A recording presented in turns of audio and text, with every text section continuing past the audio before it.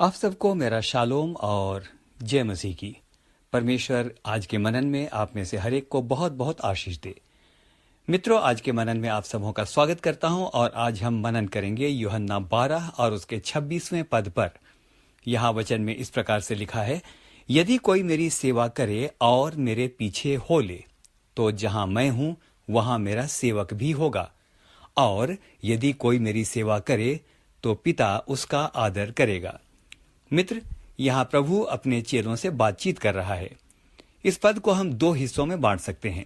जो पहला हिस्सा है वो कहता है, यदि कोई मेरी सेवा करेगा तो जहां मैं हूं वहां मेरा सेवक भी होगा। ध्यान से सोचे मेरे मित्र, ये कितनी बड़ी प्रतिज्ञा है। यदि कोई प्रभु की सेवा करे तो वो वहां होगा जहां प्रभु है। तो सवाल उठता है कि प्रभु कहां है जहां उसका सेवक होगा? तो वचन बताता है कि वो संपूर्ण महिमा और ऐश्वर्य में अपने पिता के दाहिने हाथ बैठा है। मेरे मित्रों, शायद इस संसार में हमें ऊंचा स्थान ना मिले, शायद इस संसार में हमें महिमा का स्थान ना मिले, शायद इस संसार के अंदर हम निकृष्ट समझे जाते हैं, शायद हमें वो ना मिले जिसके हम सच में हकदार हैं। लेकिन मेरे मित्र, प्रभु झूठा नहीं है। आइए अपनी उस दौड़ में जिसमें हमें दौड़ना है, धीरज से दौड़ते रहें, तो हम वहां होंगे जहां हमारा प्रभु स्वयं होगा। मित्र, आगे चलते हैं। आज मैं मुख्य रूप से बातचीत करना चाहता हूं इस पद के दूसरे हिस्से पर, जहां इस प्रकार से लिखा है, यदि कोई मेरी सेवा करेगा तो पिता उसका आदर करेगा। मित्र, यहां प्रभु यीशु मसीह एक बहुत ही गंभीर बात कह रहा है। ये कोई छोटी मोटी बात नहीं है। यहां पर यीशु मनुष्यों के आदर की बात नहीं कर रहा है। मनुष्यों का क्या है, आज आदर कर रहे हैं, कल को अपमान भी कर सकते हैं। यहां यीशु एक ऐसे आदर की बात कर रहा है, एक ऐसे जन के आदर की बात कर रहा है जिसके सामने पृथ्वी के राजाओं, हाकिमों और अधिकारियों और बड़े बड़े लोगों का आदर कुछ भी नहीं है। यहां प्रभु कह रहा है, यदि कोई मेरी सेवा करेगा तो मेरा पिता यानी परमेश्वर स्वयं उसका आदर करेगा। जी हां मेरे मित्र, पिता यानी वो परमेश्वर आदर करेगा जिसके बारे में लिखा है वो अति महान है।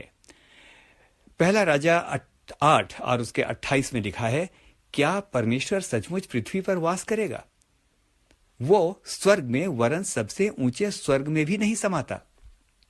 ऐसा परमेश्वर, भजन संहिता 104 उसके 2 में लिखा है, वह परमेश्वर उजियाले को चादर की नाई ओढ़े रहता है और समूचे आकाश को तंबू के समान ताने रहता है। जी हां मेरे मित्र, यीशु उस पिता की बात कर रहा है जिसके लिए कहा गया कि आकाश उसका सिंहासन और पृथ्वी उसके पांव की चौकी है। मेरे मित्रों, क्या यह बात आपको एक्साइटेड नहीं करती है? Aren't you thrilled? क्या आपको रोमांच नहीं हो जाता? क्या यह बात आपको बहुत उत्साहित नहीं करती कि आपका सम्मान कोई सांसारिक आदमी या नेता या अभिनेता या कोई बहुत बड़ी सेलिब्रिटी नहीं, लेकिन स्वयं वो महान परमेश्वर करेगा जिसने स्वर्ग और पृथ्वी को बनाया है। आहा, कैसी धन्य बात है ना मित्र। लेकिन आइए देखें कि वो कैसे हमारा आदर करेगा। वो क्या करेगा? हम क्या करें कि हमारा वो आदर करे? हमारी क्या पात्रता या एलिजिबिलिटी होनी चाहिए कि वो हमारा आदर करे? इस समय मुझे एक घटना याद आ रही है। आपने महान नाविक क्रिस्टोफर कोलंबस के बारे में सुना होगा। वो इटली का महान नाविक था और समुद्री यात्राओं की गहरी जानकारी रखता था। एक बार इटली के महामहिम ने उसे अपने दरबार में बुलाया और एक और जगह खोजने के लिए उससे कहा, ताकि दूसरी जगहों से या दूसरे देशों से व्यापार की संभावनाओं को ढूंढा जा सके। मित्र कोलंबस ने कहा, महामहिम, आज तक मैंने बहुत सी यात्राएं कर ली हैं और बहुत सारे नए नए देश मैंने ढूंढ लिए हैं। अब मैं सेटल हो गया हूं। मेरा यहां अपना भी बहुत सा काम है। समुद्री यात्राओं में बहुत समय लगता है। यदि मैं चला जाऊं तो मेरा काम कौन देखेगा? सब कुछ ठप हो जाएगा। महामहिम ने मुस्कुराकर कहा, तुम मेरा काम करो, तुम्हारे काम की चिंता मुझ पर छोड़ दो। मित्र, इतिहास बताता है कि इसके बाद क्रिस्टोफर कोलंबस लंबी समुद्री यात्रा पर अपने जहाजों के समूह के साथ निकल पड़ा।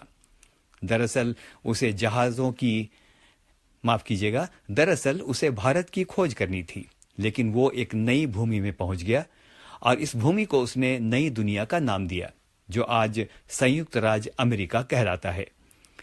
इस नई दुनिया को खोजने के बाद या इस नई दुनिया की खोज ने यूरोप के लिए व्यापार के क्षेत्र में बहुत से नए रास्ते खोल दिए।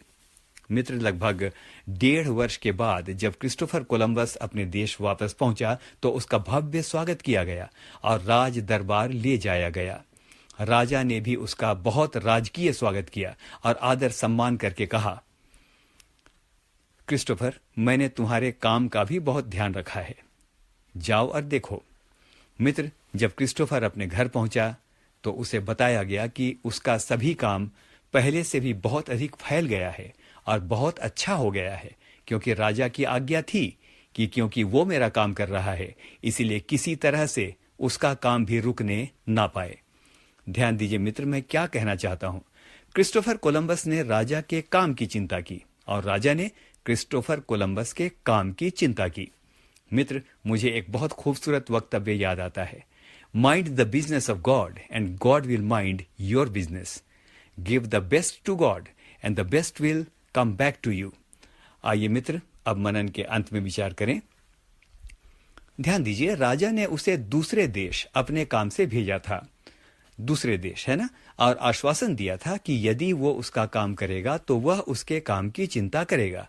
मित्र, यही बात परमेश्वर ने हमारे साथ किया है। उसने हमें इस संसार में भेजा है कि हम उसका काम करें।